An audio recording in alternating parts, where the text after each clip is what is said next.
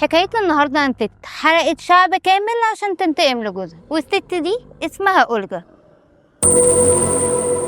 أولجا كانت مرات الأمير إيجور قائد قبيلة كييف، وفي يوم من الأيام بيتم اغتيال الأمير بطريقة وحشية جدا على إيد رجالة قبيلة الدليفريان الأوروبية. وبعد وفاته زي ما كان دارج أيامها إن الست هي اللي بتتولى مكان جوزها، فبتتولى أولجا حكم كييف. بيجي أمير القبيلة الأوروبية وبيبعت مجموعة من أقوى رجاله عشان يعرضوا عليها الجواز منه، وطبعا عايز يتجوزها عشان ياخد حكم البلاد بعد ما قتل جوزها. ساعتها بتبعت أولجا خطاب للأمير وبتقول إنها موافقة تتجوزه، ولكن طلبت منه طلبين. أول طلب إن هي تعمل عزا كبير قوي لجوزها، واتحججت ساعتها إنها تعمل العزا ده عشان تخمد غضب أهل كييف اللي أكيد هيثوروا ضدها لو عرفوا إن هي هتتجوز الأمير اللي قتل الملك بتاعهم. وتاني طلب قالت له إنه يبعت أقوى وأشجع رجال عنده عشان ينشروا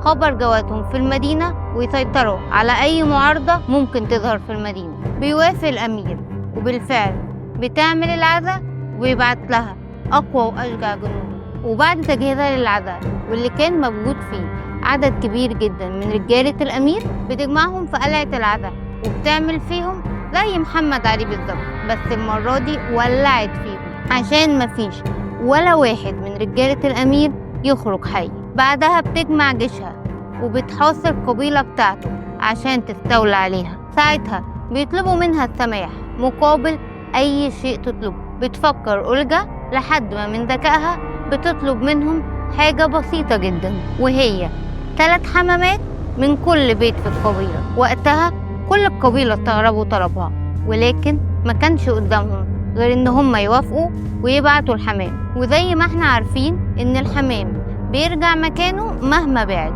كده كده الحمام هيلف ويرجع لهم تاني. وبعد ما بعتوا لها الحمام بتحط في رجل كل حمامة شرايط كبريت، وطبعا بقى يرجع مكانه. وبعد ما الحمام بينزل الكبريت اللي في رجله بيحتك بالأرض وبيولد شرارة وبتمسك النار في أي حاجة جنبها، وبكده بتمسك الحرايق في كل بيوت القبيلة وكلهم اتحرقوا.